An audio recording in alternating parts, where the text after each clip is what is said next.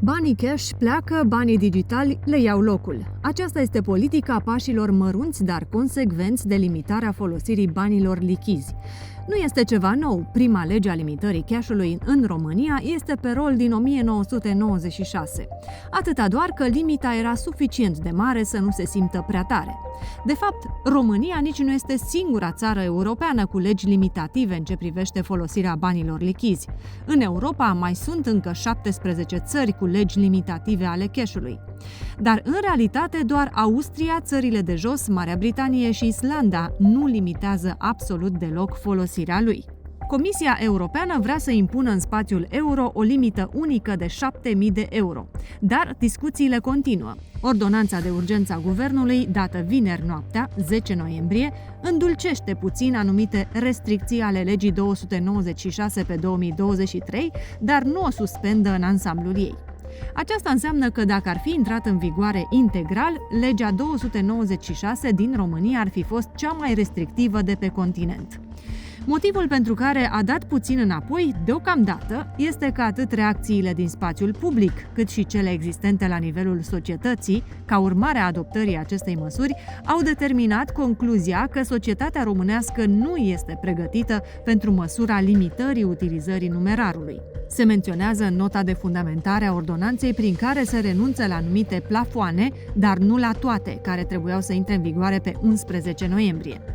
Dar restricțiile neamendate de ordonanță de urgență a guvernului sunt totuși destul de brutale, consideră specialiștii.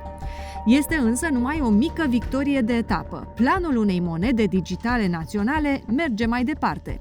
Specialiștii din domeniul bancar spun că o monedă digitală națională, adică emisă de Banca Centrală a fiecărui stat, nu ar înlocui plățile cu numerar, ci le-ar complementa. Adică le-ar cam completa prin înlocuire, treptată, este adevărat. Datele statistice ne arată că încurajarea plăților fără numerar în perioada pandemică a condus la o scădere de utilizare a cash-ului de la 79% în 2016 la 72% în 2019 și la 59% în 2022. Și astfel, din motive sanitare, am decis voluntar să ne limităm cheltuielile cu bani reali. Cea mai bună metodă este ca liderii să ne manipuleze să alegem noi singuri să acționăm așa cum, în mod subliminal, ni se sugerează. Interesant, nu? Dar care este însă obiectivul real?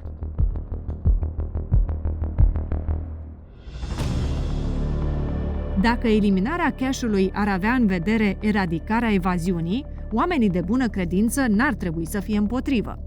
Dar sentimentul general pare altul. Asistăm la o nouă erupție a marxismului și, bineînțeles, controlul populațiilor de mâna unui grup restrâns de oameni. Cum așa? Prin aceea că banca, la indicațiile prietenosului guvern, în funcție de comportamentul tău social, poate decide pentru tine câți bani ai dreptul să cheltui și mai ales, prin banii digitali, știe și pe ce ai cheltuit.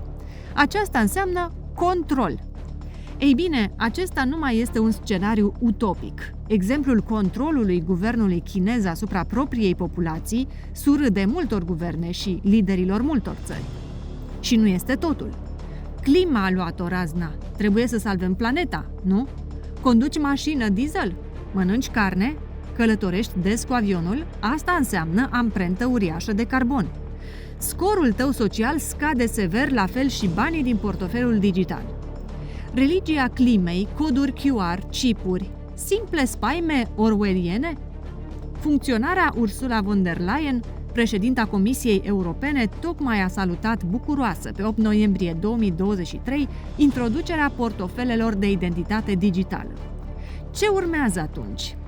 O privire în cartea Apocalipsei arată că mersul istoriei este către un timp în care controlul va ajunge la un nivel greu de imaginat acum. Și unde aceasta? Biblia o plasează tocmai acolo unde te aștepți cel mai puțin, în țările care, acum, se autodenumesc drept democratice.